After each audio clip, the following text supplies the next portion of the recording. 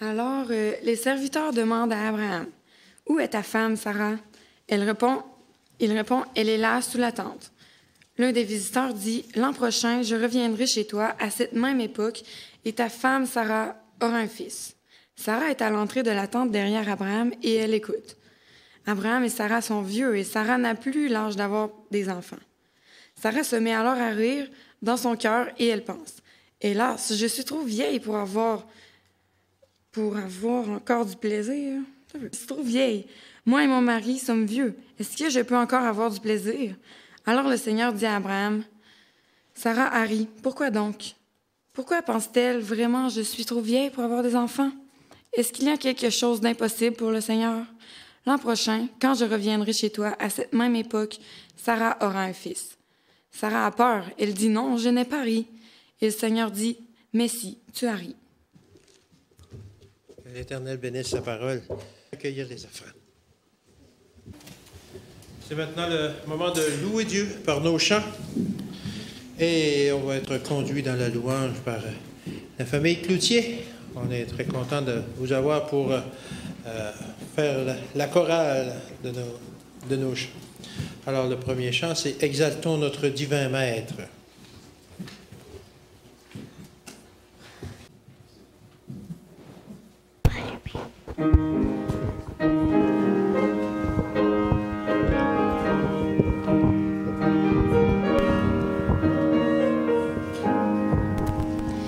Exaltons notre divin Maître, dont l'amour ne saurait changer. Il nous est doux de le connaître et de le prendre pour berger. Louons, louons le Rédempteur, notre Seigneur victorieux. Il nous donna le vrai bonheur et nous bénit du haut des cieux.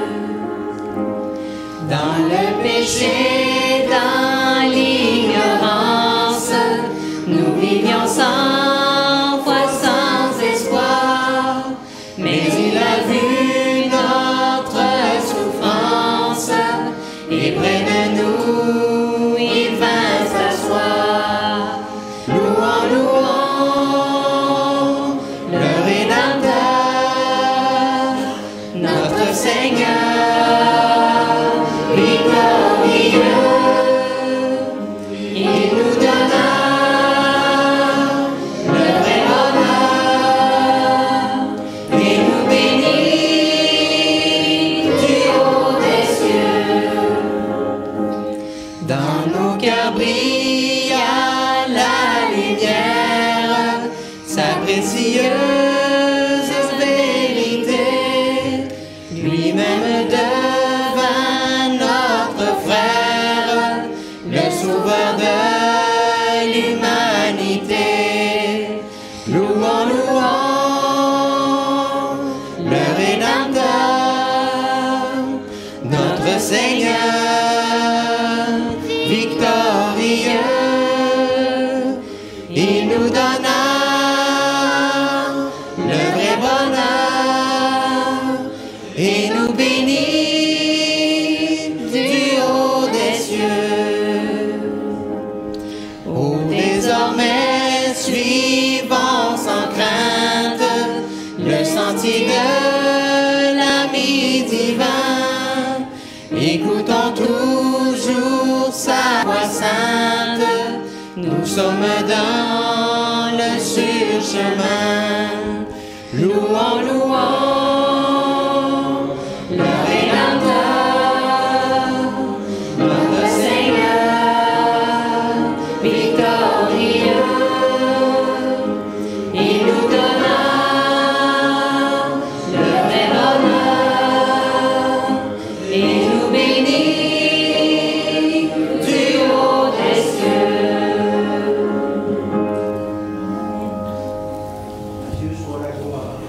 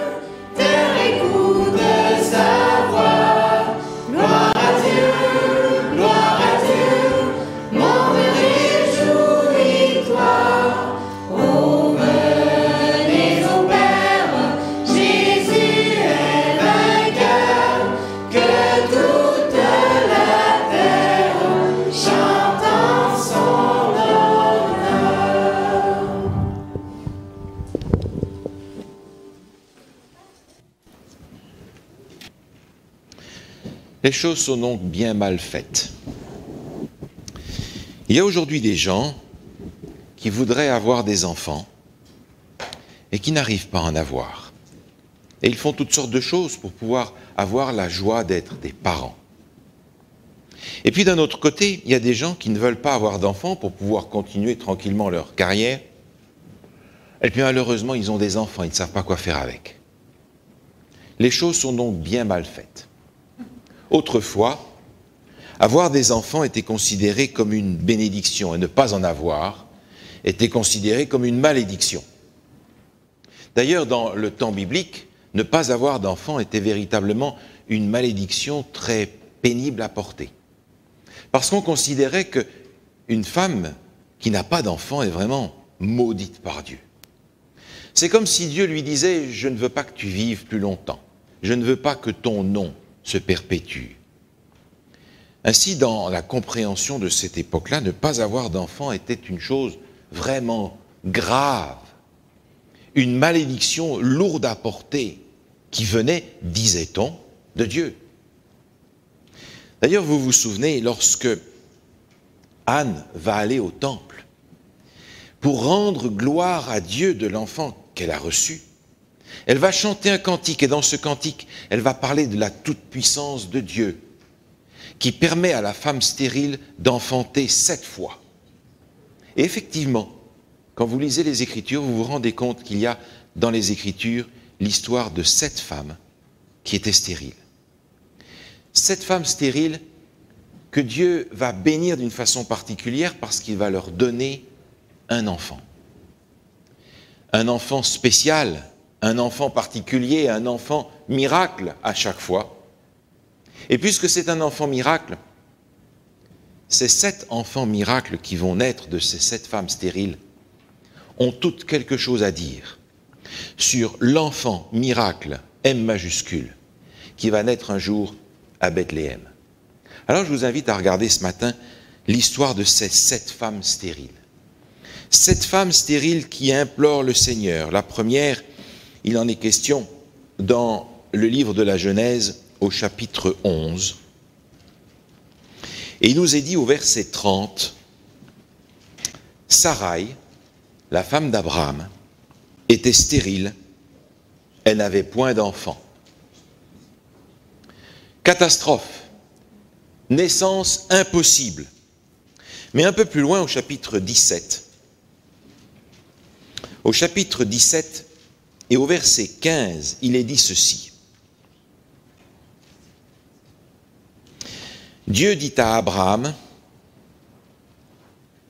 tu ne donneras plus à Sarai, ta femme, le nom de Sarai, mais son nom sera Sarah. Je la bénirai et je te donnerai d'elle un fils.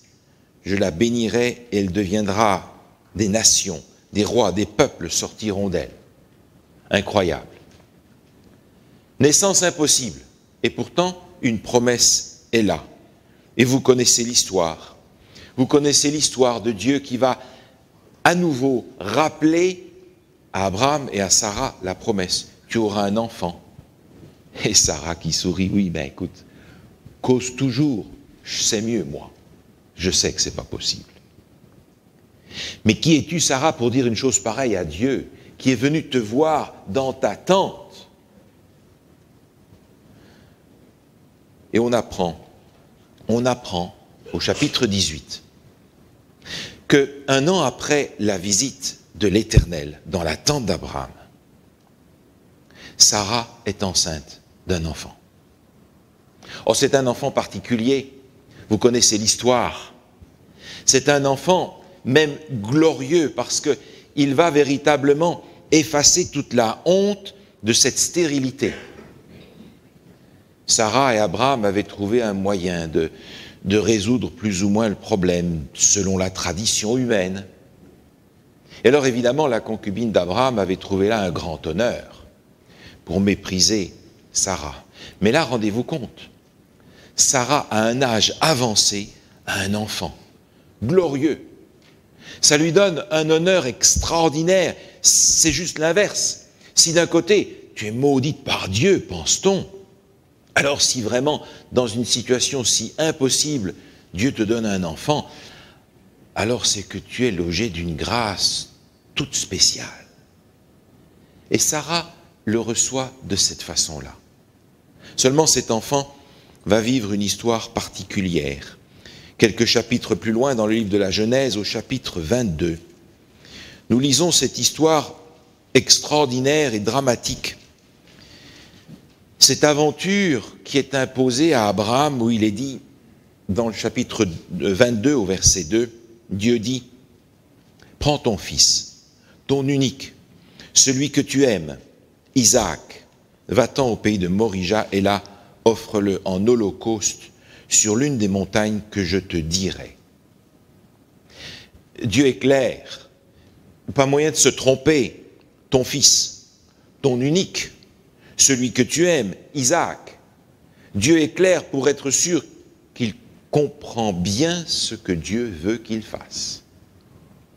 Va là-bas et sacrifie-le, là où je te dirai. Une histoire extraordinaire, une histoire incroyable, une histoire traumatisante pour ce père qui lutte pendant des jours pour savoir si il va faire ce que Dieu lui a demandé. Si sa foi est assez forte pour aller au-delà de son instinct de père qui veut protéger son enfant. Cette histoire extraordinaire, c'est l'histoire du fils unique qui est sacrifié et qui montre au loin le fils unique qui est sacrifié. Car Dieu a tant aimé le monde qu'il a donné son fils unique. Derrière Isaac se projette l'image du fils unique qui est sacrifié, mais qui est vivant malgré tout. Celui pour lequel il n'y aura pas un agneau pour le remplacer, parce que c'est lui, l'agneau, qui ôte le péché du monde. La deuxième femme stérile se trouve encore dans le livre de la Genèse au chapitre 25. C'est Rebecca, au verset 21. Genèse chapitre 25, verset 21.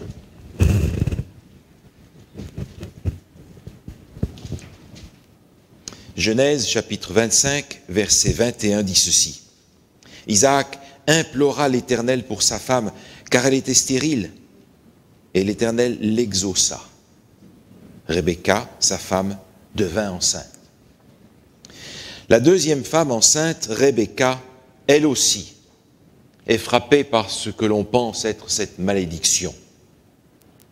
Et pourtant, après que Dieu ait imploré sa grâce pour sa femme, elle va avoir, oh non pas un, mais 2 enfants.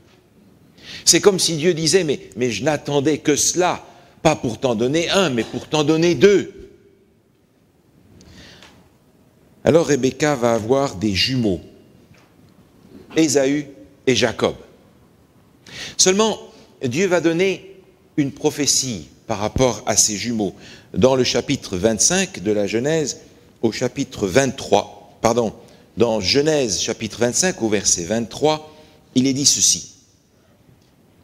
Et l'Éternel dit, 2 nations sont dans ton ventre, 2 peuples se sépareront au sortir de tes entrailles. L'un de ces peuples sera plus fort que l'autre, et le plus grand sera assujetti au plus petit. Ah là déjà, Dieu fait les choses d'une façon surprenante.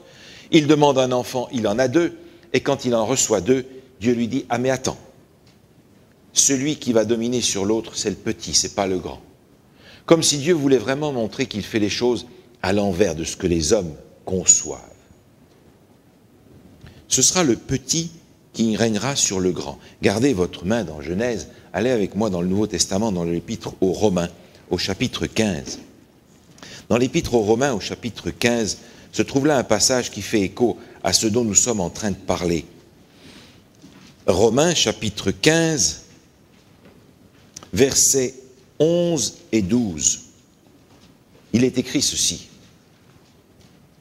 Louez le Seigneur, vous toutes les nations, célébrez-le, vous tous les peuples. Ésaïe dit aussi, il sortira d'Ésaïe un rejeton qui se lèvera pour régner sur les nations. Les nations espéreront en lui. Le rejeton, le petit dernier, celui qui n'a pas d'allure finalement, c'est lui qui régnera sur les nations. Encore une fois, on a dans l'image, dans la naissance de Jacob, l'image de celui qui va être le père du peuple de Dieu. Parce que de Jacob va naître 12 fils. 12 fils, 12 tribus. Mais derrière ces 12 tribus se trouvent aussi les 12 avec lesquels Jésus va construire son Église. Jacob, la naissance impossible, nous fait voir de loin celui qui est le chef du peuple de Dieu, celui d'où ce peuple va naître, celui qui va donner naissance à l'Église dans sa grande dimension, c'est-à-dire à tous ceux qui l'ont reçu pour leur sauveur. Naissance impossible, image encore de celui qui fait naître son peuple, d'une manière incroyable, d'une manière impossible, d'une manière inattendue. La troisième personne qui est stérile dans le récit biblique se trouve un peu plus loin dans le livre de la Genèse, au chapitre 30. Au chapitre 30, au verset 22, il est dit ceci. Genèse chapitre 30, verset 22, Dieu se souvint de Rachel, il l'exauça et la rendit féconde. Vous vous souvenez que Rachel croulait sous la honte de cette situation. Elle était la femme préférée, mais ce n'est pas elle qui a été mariée en premier. Il a fallu que son mari travaille 14 ans pour pouvoir se marier avec elle. Et quand enfin ils peuvent se marier, il n'y a pas d'enfant. Pas d'enfant. Alors que sa sœur, qui n'est pas la femme aimée, mais qui est l'aînée, finalement se débrouille pour en avoir. Alors l'Éternel, nous dit le texte, a exaucé Rachel. Elle a eu un enfant. Elle l'a appelé Joseph. Elle a appelé cet enfant Joseph. Naissance impossible. Et pourtant, Joseph va naître et va vivre lui aussi une expérience absolument unique et spectaculaire dans l'histoire biblique. Une histoire incroyable. Regardez par exemple quelques versets, quelques chapitres plus loin, au chapitre 37. Joseph, préféré de son père, bien entendu, haï de ses frères, va se trouver dans une situation vraiment difficile, où ses frères veulent tout simplement se débarrasser de lui. Dans le chapitre 37 du livre de la Genèse, il est dit au verset 26, regardez bien ce texte. Alors Judas dit à ses frères, « Que gagnerons-nous à tuer notre frère et à cacher son sang? Venez, vendons-le aux Ismaélites et ne mettons pas la main sur lui, car il est notre frère, notre chair. » Et ses frères l'écoutèrent. Au passage des marchands madianites, ils tirèrent et firent remonter Joseph hors de la citerne et le vendirent pour 20 sicles d'argent aux Ismaélites, qui l'emmenèrent en Égypte. Naissance impossible. Mais voilà que cet homme est vendu par ses frères pour le prix d'un esclave, quelques pièces d'argent. Joseph, c'est celui qui est vendu par ses frères pour le prix d'un esclave. Alors bien entendu, gardez encore une fois votre main dans Genèse et allez avec moi dans le livre de Matthieu, l'Évangile selon Matthieu au chapitre 26. Un passage que vous connaissez bien. À partir du verset 14, il est écrit ceci. Genèse, chapitre 26, verset 14. Pardon, Matthieu. Matthieu, chapitre 26. Matthieu, chapitre 26, à partir du verset 14. Alors l'un des 12, appelé Judas, curieusement, le même nom, alla vers les principaux sacrificateurs et dit, « Que voulez-vous me donner, et je vous le livrerai ?» Et lui payèrent 30 pièces d'argent. Dès ce moment, il cherchait une occasion favorable pour livrer Jésus. Joseph montre de loin celui qui est vendu par ses frères pour 3 fois rien, quelques pièces d'argent, le prix d'un esclave. Joseph, naissance impossible, c'est encore celui qui va montrer de loin, celui qui va souffrir et qui sera vendu par ses frères. Et l'apôtre Paul nous rappelle, l'apôtre Pierre nous rappelle dans sa première épître que le prix de notre rédemption n'est pas payable avec de l'argent ou avec de l'or. Première épître de Pierre, au chapitre 1er, au verset 18, il est écrit ceci. Première épître de Pierre, chapitre 1er, verset 18.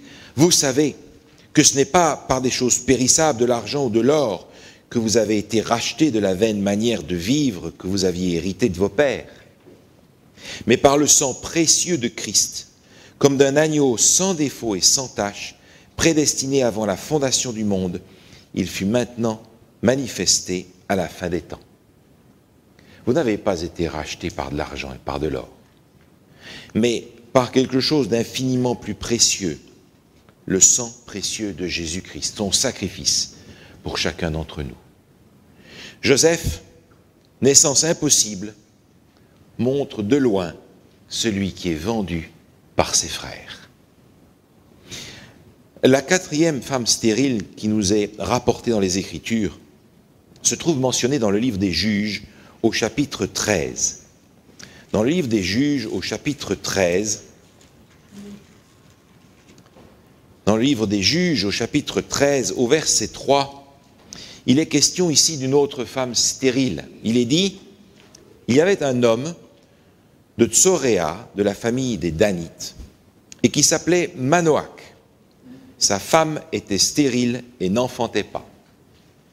Encore une de ces femmes qui, dans la société, là où elle se trouve, est considérée comme comme rejetée de Dieu. Son nom va s'arrêter, le nom de son mari va s'arrêter là. Pas d'avenir. Il n'y aura personne pour hériter de ce que tu as, il n'y aura personne pour fermer tes yeux quand tu mourras. Cependant, Dieu va intervenir pour cette femme et lui envoyer un ange du ciel pour la prévenir que le Seigneur a un plan pour elle. Et vous vous souvenez que de ce couple va naître un homme particulier, Samson. Ah, lui, il est spécial. Il est tombé dans la potion magique quand il était tout petit.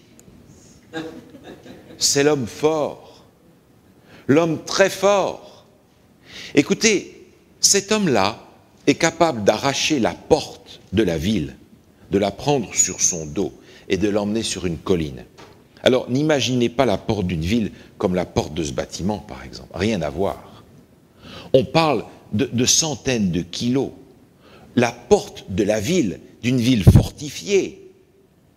Samson prend ça à bras-le-corps et crac, il arrache ça, le met sur son dos et part avec. On avait voulu, pensez donc, on avait voulu l'enfermer. C'est pas un problème, il prend la porte. Samson. Incroyable.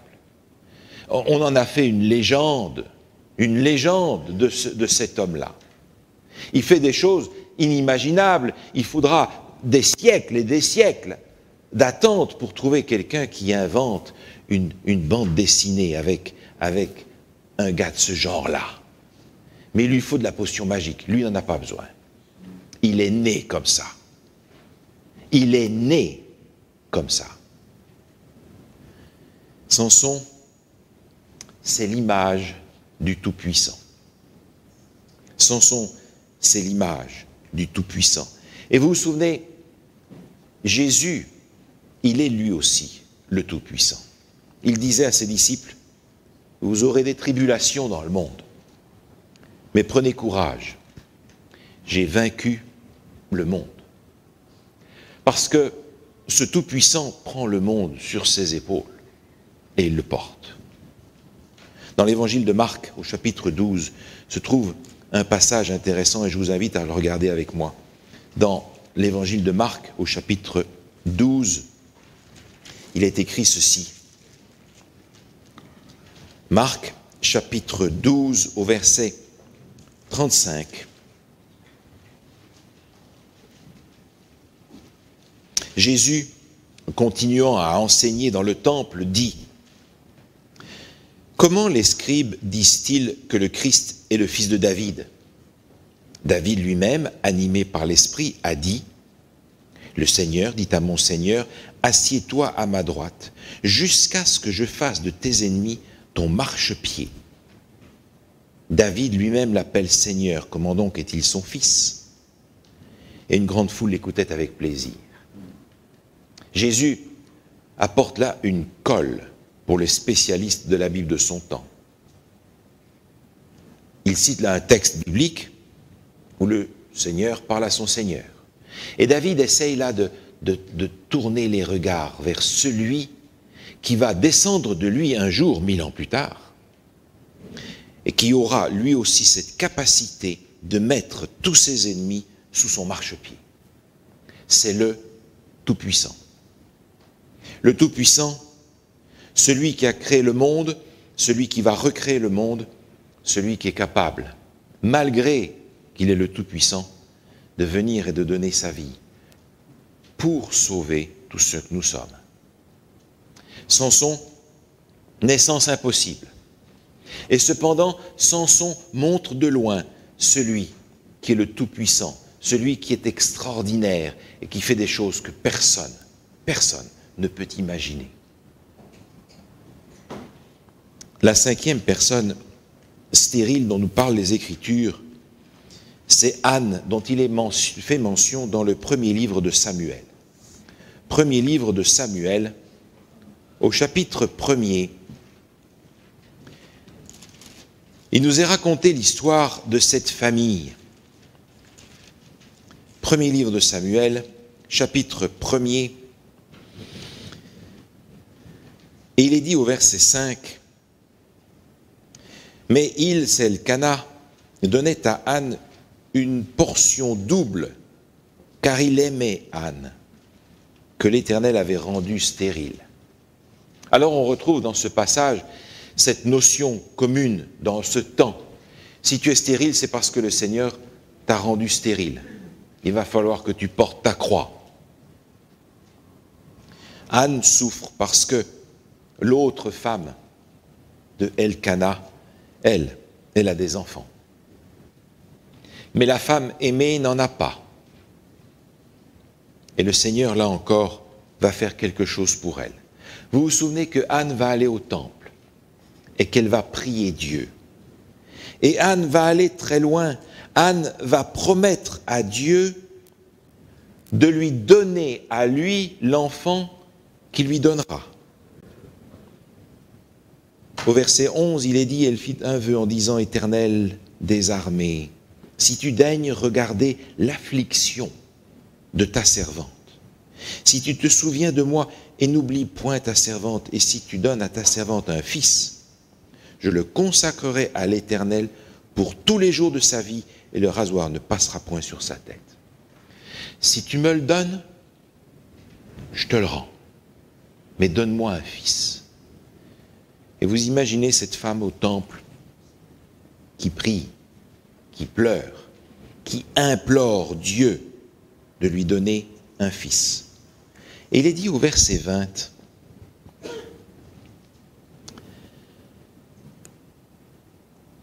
dans le cours de l'année, Anne devint enceinte, elle enfanta un fils qu'elle nomma Samuel, car elle dit, je l'ai demandé à l'Éternel. Là encore, l'Éternel va répondre à cette demande et lui donner un fils, Samuel. Samuel, c'est l'enfant qui va grandir dans le temple. Vous connaissez cette histoire, chaque année, elle va lui faire une robe à sa taille. Elle va la porter au temple pour lui. Il va voir sa maman une fois par an. Mais c'est l'enfant qui va grandir dans le temple. D'ailleurs, Samuel sera le premier prophète après Moïse dans le temps. Il n'y en a pas d'autre véritablement entre-temps. Mais Samuel, c'est le sacrificateur, celui qui est dans le temple jour et nuit. Celui qui dans le temple parle avec Dieu, entend Dieu lui parler. Samuel, c'est le sacrificateur, mais ce sacrificateur-là montre de loin le souverain sacrificateur. Car l'Épître aux Hébreux nous dit, nous avons un souverain sacrificateur dans les cieux, qui est capable de compatir avec nos faiblesses et vers qui nous pouvons nous tourner pour être secourus dans nos besoins. Naissance, encore une fois, impossible, rendue possible par la grâce de Dieu. Et cet enfant miracle est un enfant qui montre au loin le sacrificateur, notre souverain sacrificateur, Jésus-Christ, dans son rôle d'intercesseur pour le peuple que nous sommes. La 6e femme stérile dont il est question dans les Écritures est mentionnée dans le 2e livre des Rois.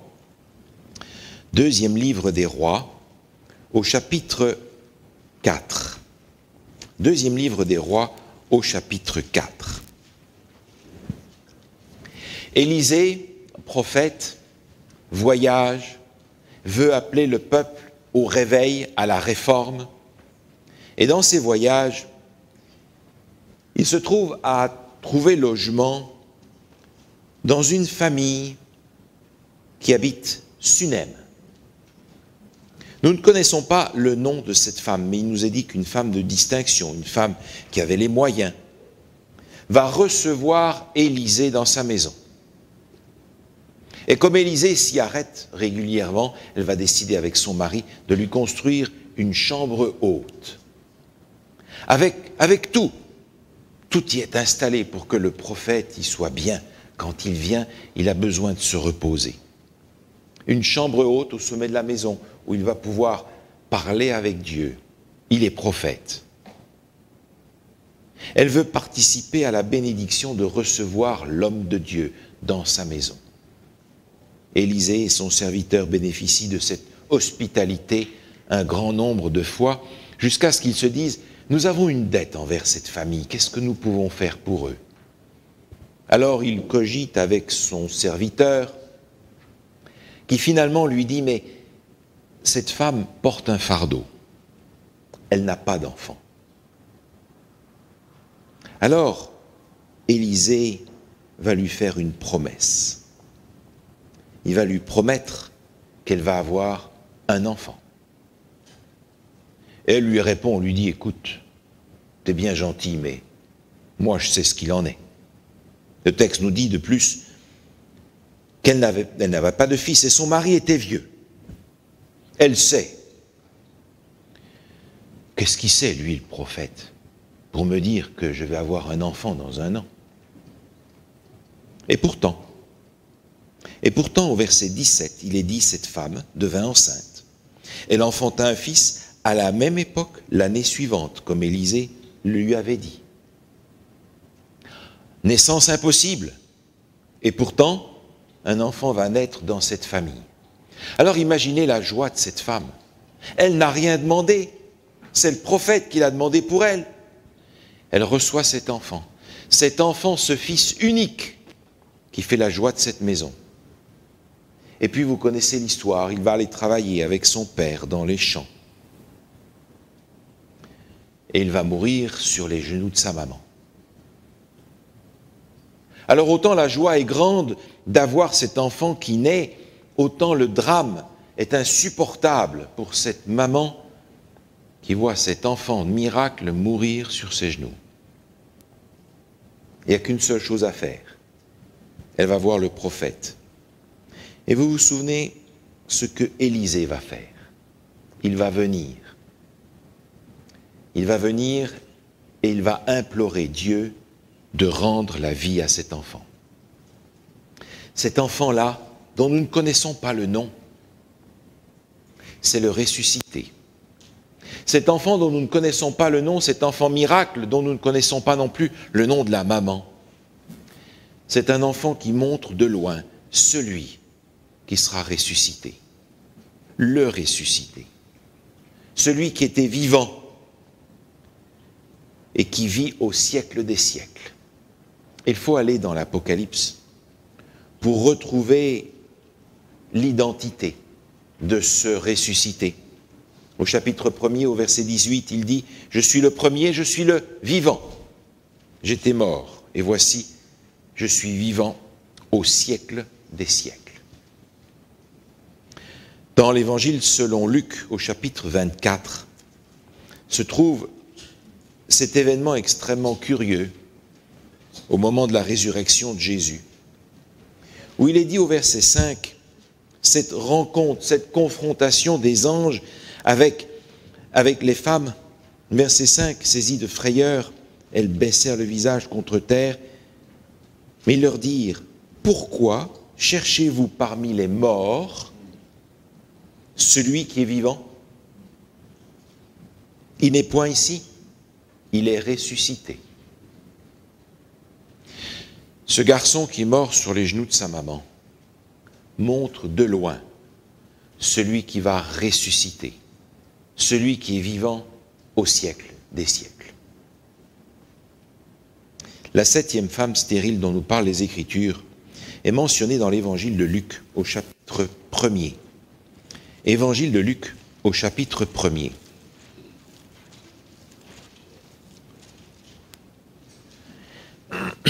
Évangile de Luc au chapitre 1er, il est question là de Zacharie et d'Élisabeth, et il est dit au verset 7, « Ils n'avaient point d'enfant, parce qu'Élisabeth était stérile, et ils étaient l'un et l'autre avancés en âge.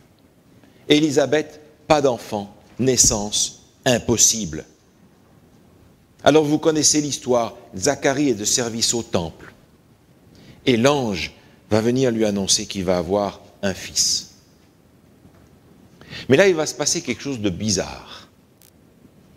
C'est que Zacharie va sortir du temple muet.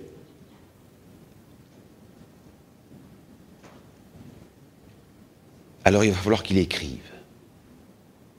Il va falloir qu'il écrive ce qui s'est passé. Alors on comprend qu'un ange lui est apparu, qui lui a annoncé la venue d'un enfant, auquel il a eu du mal à croire.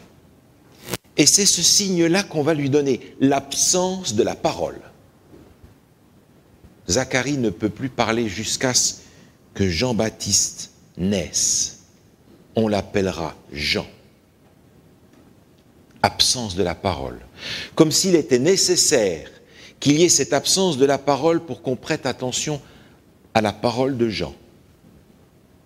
Vous vous souvenez, c'est lorsque Jean va baptiser Jésus que l'on va entendre du haut des cieux Dieu parler et dire « C'est ici mon Fils bien-aimé en qui j'ai mis toute mon affection ». Et puis, souvenez-vous, dans l'Évangile selon Matthieu, au chapitre 3, il est dit ceci de Jean. Évangile selon Matthieu, chapitre 3, au verset 3.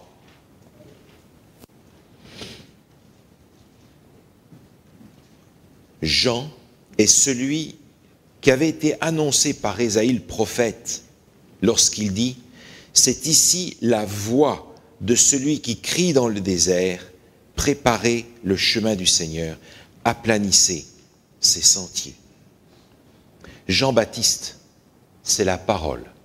Le texte nous dit, c'est ici la réalisation de cette prophétie, c'est la voix qui crie dans le désert, la voix qui annonce la venue du Messie. C'est lui qui annonce la venue du Messie, mais il pointe de loin celui dont il est question dans l'Apocalypse, où il est dit au chapitre 19 et au verset 13, « Il était revêtu d'un vêtement teint de sang, son nom est la parole de Dieu. » Jean montre de loin celui qui dans l'Apocalypse est appelé la parole de Dieu. Naissance impossible, naissance miraculeuse, naissance de la parole qui va se répandre dans le monde pour faire connaître le plan du salut en Jésus-Christ. 7 femmes stériles dans l'histoire biblique, 7 naissances impossibles, 7 naissances rendues possibles par la grâce de Dieu. 7 naissances qui parlent toutes d'un aspect de celui dont la naissance était aussi impossible et qui est né par l'action du Saint-Esprit. Jésus aussi ne devait pas naître si l'on pense humainement parlant.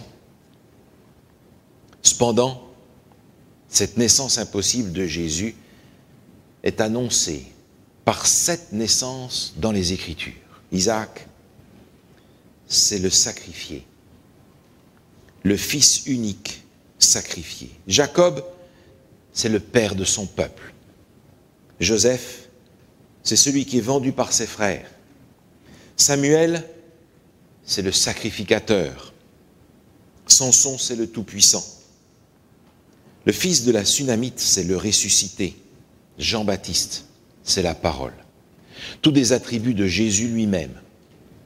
Toutes ces naissances miraculeuses, ces naissances impossibles, apportent un élément qui nous permette de connaître celui dont la naissance était impossible, celui qui sera en fait la réalisation de toutes ces prophéties, celui qui est Jésus, notre Sauveur.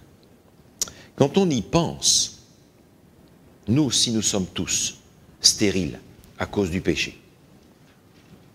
Le péché nous a détruits. Et cependant, le Seigneur voudrait nous faire vivre aux uns et aux autres une nouvelle naissance.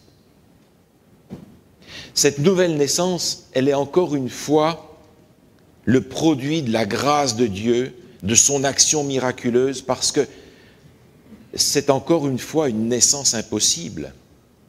Notre nouvelle naissance, elle n'est possible que par l'action de Dieu qui change en nous tout ce qui a besoin d'être changé et qui nous rend la vie et qui nous donne la vie éternelle.